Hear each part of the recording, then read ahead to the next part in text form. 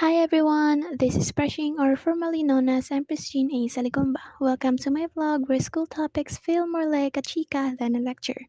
For today's vlog, pag-uusapan natin ang mapanagutang pagpapasya na nakaugat sa ating pananampalataya o paniniwala. So, what does that mean?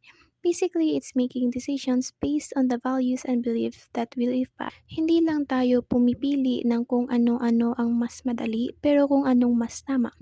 For example, imagine na may exam kayo tapos may nag-offer na pakopyahin ka. Siyempre, nakaka-tempt.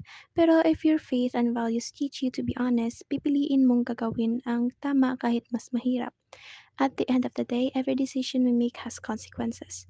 Kaya importante na ang choices natin ay nakakabase hindi lang sa gusto natin, kundi pati na rin sa values at paniniwala natin. And that's a wrap for today's vlog. I hope may natutunan kayo. Thank you for watching and see you everyone. Mwah!